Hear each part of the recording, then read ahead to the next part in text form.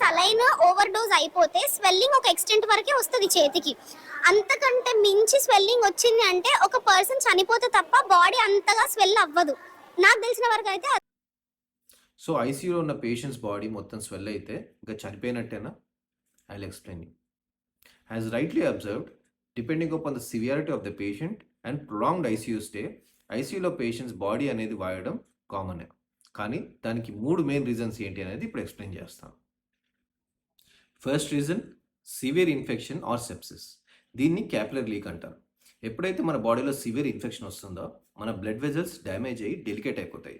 అప్పుడు లోపల ఉండాల్సిన వాటర్ కంటెంట్ అంతా బయటకు వచ్చి స్కిన్ కింద స్వెల్లింగ్ లాగా సెటిల్ అయిపోతుంది. So second reason protein deficiency. Water అనేది మన బ్లడ్ వెజల్స్ రీటైన్ అయి ఉండడం కోసం ప్రోటీన్ అనేది చాలా important. Decreased intake, liver problem, kidney problem or severe infection, వీటి వల్ల బాడీలో ప్రోటీన్ కంటెంట్ తగ్గిపోయి బ్లడ్ వెజల్స్లో ఉండాల్సిన వాటర్ అంతా బయటకు వచ్చి మన స్కిన్ కింద స్వెల్లింగ్ లాగా సెటిల్ అయిపోతుంది. Third reason hormonal changes. Stressful కండిషన్స్లో బాడీ ఎన్నో రకాల హార్మోన్స్ రిలీజ్ చేస్తుంది. ఇవి వాటర్ అండ్ సోడియంని రీఅబ్జార్బ్ చేస్తాయి. దీనివల్ల కూడా ఓవరాల్గా బాడీ స్వెల్లింగ్ అయ్యే ఛాన్సెస్ ఉంటాయి.